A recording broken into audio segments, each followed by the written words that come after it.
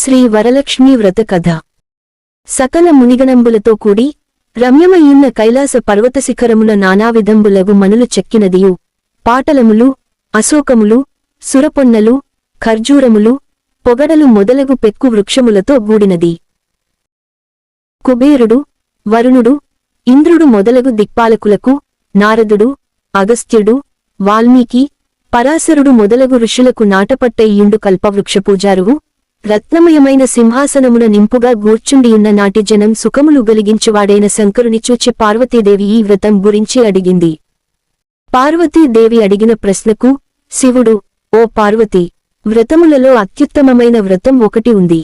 ఇది సకల సంపదలకు మూలమైనది మరియు శీఘ్రంగా పుత్రపౌత్రులను ఓస్గుతుంది. ఈ పావన వ్రతం వరలక్ష్మీ వ్రతం అని పిలవబడుతుంది. ఇది శ్రావణమాసంలో పూర్ణిమకు ముందుగా వచ్చే శుక్రవారం రోజున ఆచరించవలెను. ఈ వ్రతం చేసిన స్త్రీకి సద్భావనల వృద్ధి జరుగుతుంది అని చెప్పాడు. ఒకసారి మగధ దేశంలో కుండినంబ అనే పట్టణంలో చారుమతి అనే బ్రాహ్మణ స్త్రీ ఉండేది. ఆమె భర్తను దైవంగా భావించి ప్రతిరోజూ తెల్లవారు జామున స్నానాలు చేసి భర్తను పూలతో పూజించేది. అత్తమామలను సేవిస్తూ ఇరుగు పొరుగువారితో స్నేహంగా జీవించేది. ఒకరోజు చారుమతి కలలో వరలక్ష్మీదేవిని చూసింది. వరలక్ష్మీదేవి, శ్రావణ శుక్ల పూర్ణిమకు ముందుగా వచ్చే శుక్రవారం రోజున నన్ను భక్తితో సేవిస్తే నీ కోరికలు నెరవేరుస్తాను అని చెప్పింది.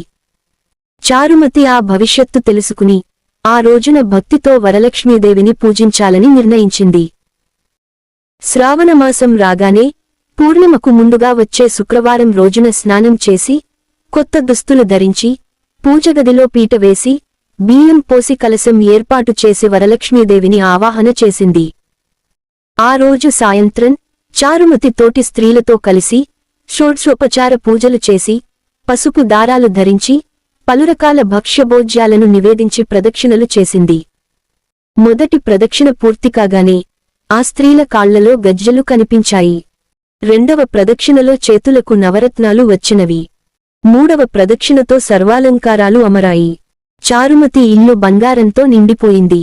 చారుమతి ఇంటివద్ద గుర్రాలు, ఏనుగులు, రథాలు నిలిచాయి. బ్రాహ్మణులు శాస్త్రప్రకారంగా వ్రతం చేయించినందుకు దక్షిణ, తాంబూలము, 12 భక్ష్యములు ఇచ్చి ఆశీర్వాదం పొందారు. వరలక్ష్మీదేవికి నివేదన చేసిన భక్ష్యభోజ్యాలను బంధువులతో కలిసి భుజించి వాహనాలలో స్త్రీలు తమ ఇళ్లకు వెళ్లిపోయారు. ఆ రోజునుంచి చారుమతి, ఇతర స్త్రీలు ప్రతి సంవత్సరం వరలక్ష్మీదేవిని పూజిస్తూ సకల సంపదలతో సుఖంగా జీవించారు.